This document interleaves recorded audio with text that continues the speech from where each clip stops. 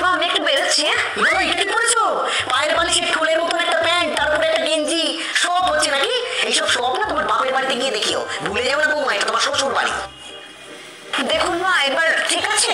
বাবা মাথা অব্দি ঘুমটা দিয়ে দিয়েছে একেবারে, সতী লক্ষ্মীর ডিপো। আমাদের এখানে ঘুমটা দিয়ে এরকম রাস্তায় কেউ হাঁটে না, অতি ভক্তি জানো তো চোরের লক্ষণ। ঘুমটা নিচে খেলতে রাস্তায় বলে খুব সুবিধা হয়, ঘুমটা খাও। কি তুমি বগল কাটা ড্রেস পরছো কেন? লোকে বগল দেখে বেড়াবে?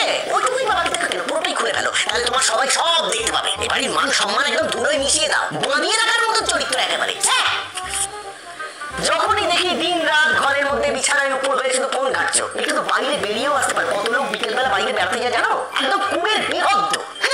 আর বলিস কেন, এখন তো তোমার গায়ে একটু গতি লেগেছে। বিয়ের পর যখন প্রথমবার এই বাড়িতে এলো, পুরো খেলনাকাটির মতো আলুর টপ। বাবা মনে খেতে খেতে দিত না, এই বাড়ির কে পরি তো কতটা একটু বেড়েছে। আর বাবুকেও বলি, আমি যাই ওই সূক্ষ্ম চেহারা থেকে কি করে পছন্দ হয় কে জানে। তুমি চাটা দেখে এখান থেকে যাও না, দাঁড়িয়ে দাঁড়িয়ে কথা শুনছো নাকি?